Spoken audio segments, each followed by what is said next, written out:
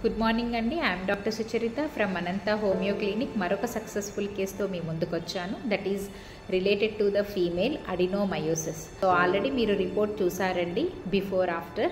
So within 3 monthsలో మనం adenomyosis కేసుని క్యూర్ చేయగలిగినాము.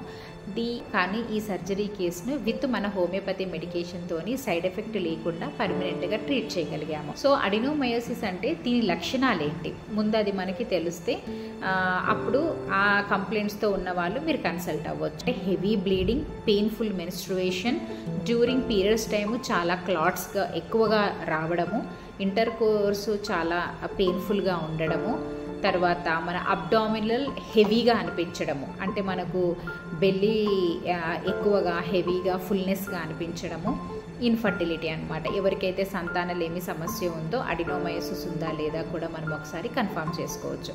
అసలు ఏంటి అడినోమయోసిస్ అనేది? అడినోమయోసిస్ అనేది మనకు ఎండోమెట్రియం లేయర్ని థిక్నెస్ చేస్తుందండి. అంటే యూట్రస్ యొక్క మజిల్ లేయర్లోకి ఇన్సైడ్ గ్రోత్ అవ్వడం వల్ల మనకి మెన్స్ట్రువల్ పెయిన్ అనేది చాలా ఎక్కువగా ఉంటుంది. సో సివియారిటీ ఆఫ్ పెయిన్ ఉంటుంది.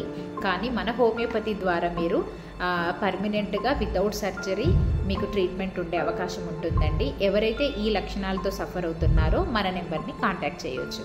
మరొక సక్సెస్ఫుల్ కేసుతో మళ్ళీ కలుద్దాం. నమస్కారం.